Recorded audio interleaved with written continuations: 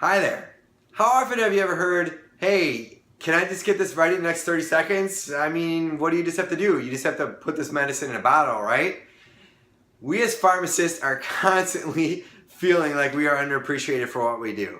Hi there. My name's Jake. I'm a pharmacist just like you, and I'm the author of Unstoppable Pharmacist and creator of the program Unstoppable RX. I'm here to share with you today really kind of how we feel underappreciated in ways that we can feel immediate appreciation and just even a fuller level of meaning in our career. Sounds like it's too good to be true, right? Well, it's not. Because you know what?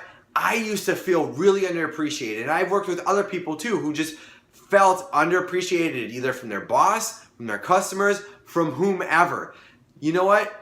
Underappreciation is literally one of the top complaints of any profession in our country right now, pharmacies included. So now let me share with you how we can get over feeling underappreciated. Like I remember I used to work with a pharmacist, and he called our supervisor a black hole, where basically everything goes into the black hole and nothing comes back out. And you know, he didn't stay with the company, of course, when you think like that, but you know what? He just did not feel appreciated whatsoever. And I know we have all gone through those periods too, okay? Now the thing with our careers is that we can't always change what happens to us. We can't change the customers who we work with. We can't change, you know, really, unless you want to change jobs or careers, whatever, but this isn't going to be that type of thing. We can't really always change who we work for, who we work with, or anything at all like that. So we have to work on how we react to certain situations, okay? Now I'm going to share with you one of the key tools to helping you get over that, and that's the power of identity, okay? So what's an identity? What's an identity? Or I'm going to say identity and beliefs kind of interchangeably here, okay? So basically, an identity or a belief is really just who you think you are, how you show up each and every day. So if you think you're, you know, Mr. Conservative, or you think you're, you know, Mr. Joe Cool, and you know, you're out and you're getting all crazy and silly, you're gonna go right back to being Mr. Conservative and Mr. Joe Cool, okay? Or even the elections are going on right now, okay? If you're a Republican or you're a Democrat, or you know, you're whatever other party right now, you are really gonna act and behave in a way that's usually incongruent with your party. Unless you're in the other party, then you're gonna see them as being the opposite, but that's another story. So your identities really shape how you look at people. So now let's go back to my example of the pharmacist I used to work with, who called the supervisor that we worked for a black hole. What kind of relationship do you think he had with our supervisor? When you have an identity like that, is it really great? Is he really sharing a lot of things? Probably not, and he really wasn't sharing anything. So really, was it the supervisor being a black hole, or was he just not giving anything to her because he had that belief?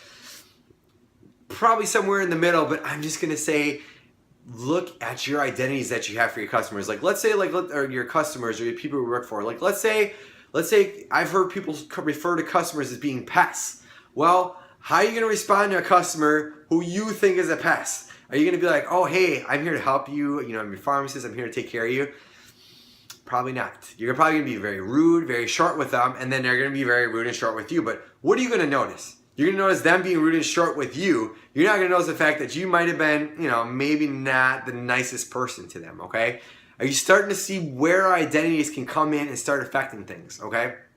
Now, I used to have identities, and I used to have these crazy rules for how people would have to meet these identities. Like, I used to have this belief that my supervisor would have to come in, and, you know, they'd have to say hi to me, and they'd have to see how my day's going, and yada, yada, yada, and they'd always have to be up on, you know, whatever, for me to feel appreciation. Now, that's something we're going to go a little bit more into my program, but it's kind of crazy sometimes, the identities that are beliefs or rules that we have for people. So just know those are there, okay?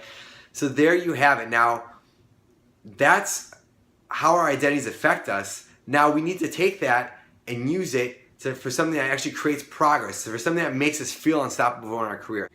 So I want you to write down right now some disempowering beliefs that you might have, or identities that you might have about your customers, and some disempowering identities you might have about your supervisor or your boss.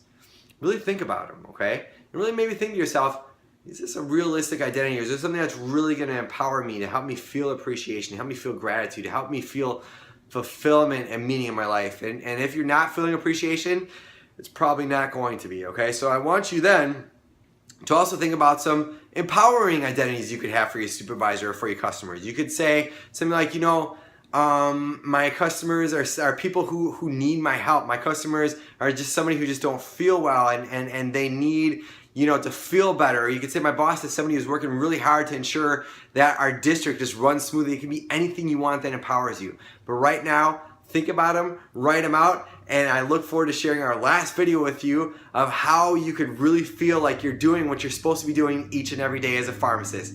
Make it a great day.